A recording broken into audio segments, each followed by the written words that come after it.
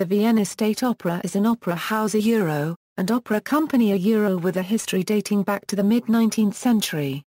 It is located in the center of Vienna, Austria. It was originally called the Vienna Court Opera. In 1920, with the replacement of the Habsburg Monarchy by the First Republic of Austria, it was renamed the Vienna State Opera. The members of the Vienna Philharmonic are recruited from its orchestra. History History of the building Construction. The Opera House was the first major building on the Vienna Ringstraße commissioned by the Viennese City Expansion Fund. Work commenced on the house in 1861 and was completed in 1869, following plans drawn up by architects August Seycard von Seycardsberg and Eduard van der Nauwen Quarter LL. It was built in the neo-Renaissance style by the renowned Czech architect and contractor Josef Laver. The Ministry of the Interior had commissioned a number of reports into the availability of certain building materials, with the result that stones long not seen in Vienna were used, such as Paragraphless Stein, for plinths and freestanding, simply divided buttresses, the famously hard stone from Kaisersteinbruch, whose color was more appropriate than that of Kelheimerstein, for more lushly decorated parts. The somewhat coarser-grained Kelheimerstein was intended as the main stone to be used in the building of the opera house, but the necessary quantity was not deliverable. Breitenbruner stone was suggested as a substitute for the Kelheimer stone, and stone from Joie was used as a cheaper alternative to the Kaiserstein. The staircases were constructed from polished Kaiserstein, while most of the rest of the interior was decorated with varieties of marble. The decision was made to use dimension stone for the exterior of the building. Due to the monumental demand for stone from Zakubska, widely used in Budapest, was also used. 3 Viennese masonry companies were employed to supply enough masonry labor: Eduard Hauser, Anton Wasserberger and Moritz Planter. The foundation stone was laid on May 20, 1863. Public response. The building was, however, not very popular with the public. On the one hand, it did not seem as grand as the Heinrichshof, a private residence which was destroyed in World War II.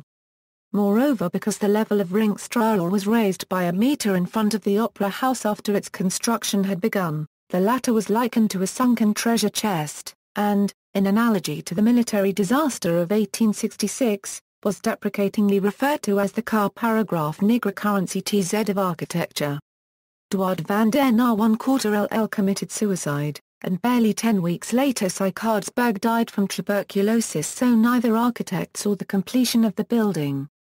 The opening premiere was Don Giovanni, by Mozart, on May 25, 1869. Emperor Franz Joseph and Empress Elizabeth were present.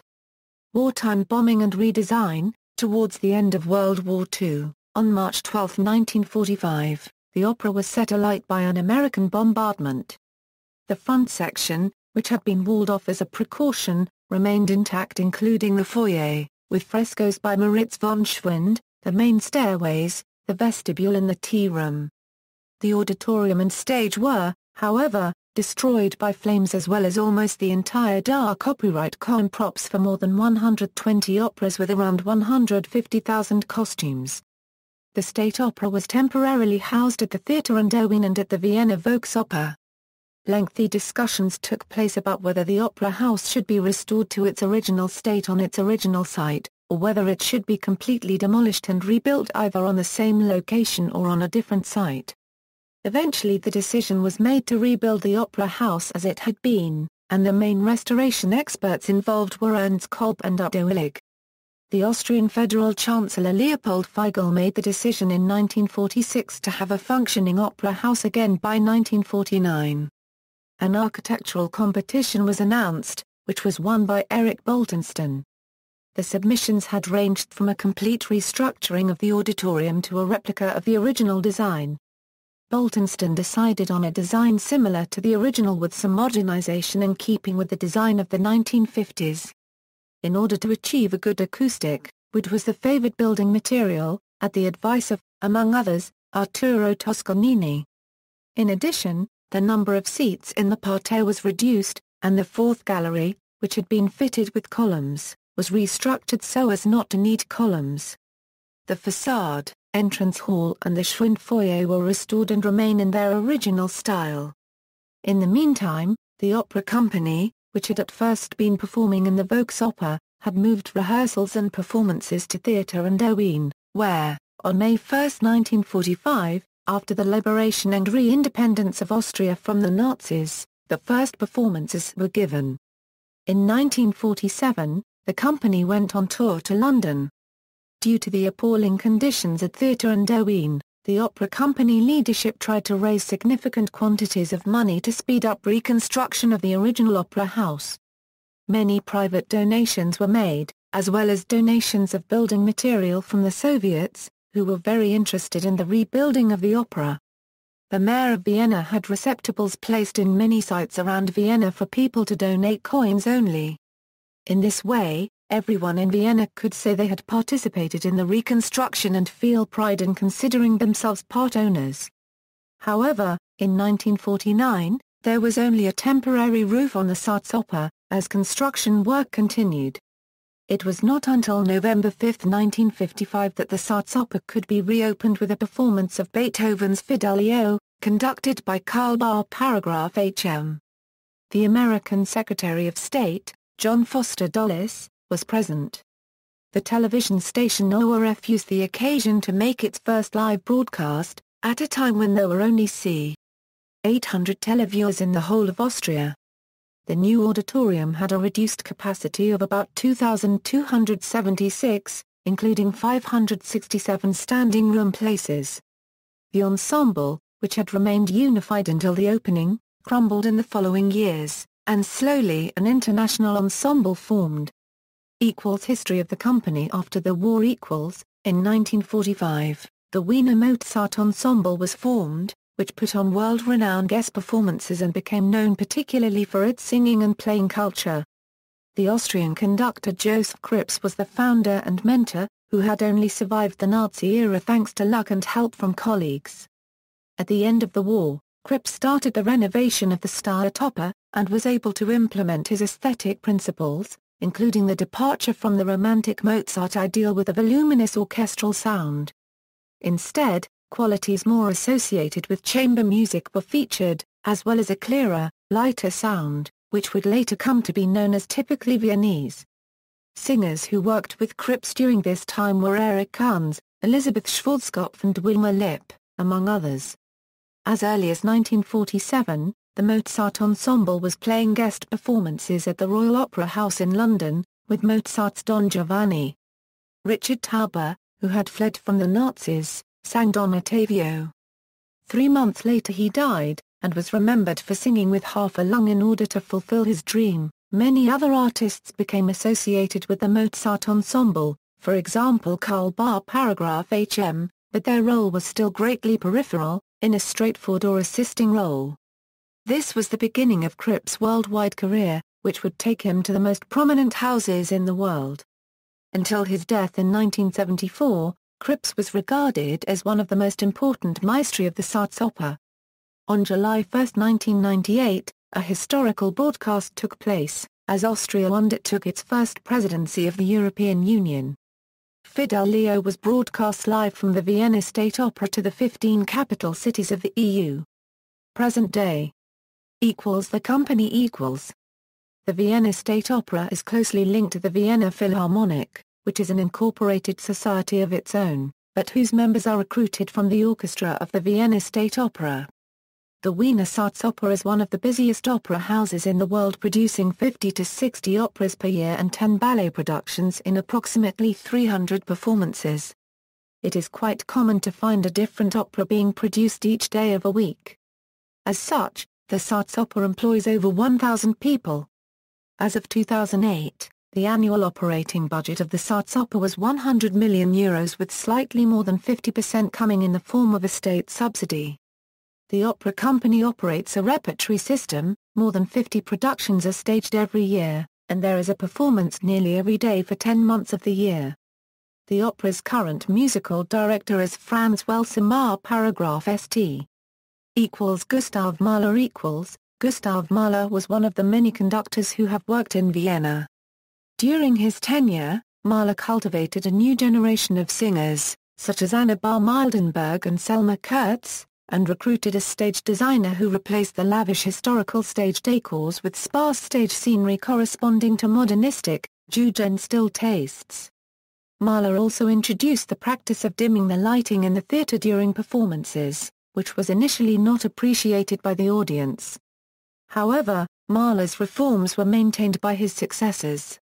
Herbert von Karajan Herbert von Karajan introduced the practice of performing operas exclusively in their original language instead of being translated into German. He also strengthened the ensemble and regular principal singers and introduced the policy of predominantly engaging guest singers. He began a collaboration with La Scala in Milan, in which both productions and orchestrations were shared. This created an opening for the prominent members of the Viennese ensemble to appear in Milan, especially to perform works by Wolfgang Amadeus Mozart and Richard Strauss. Ballet companies merge. At the beginning of the 2005-2006 season, the ballet companies of the Staatsoper and the Volksoper were united under the direction of Gyula Haranguza Cubed, which led to a reduction in the number of performers in the resulting ensemble.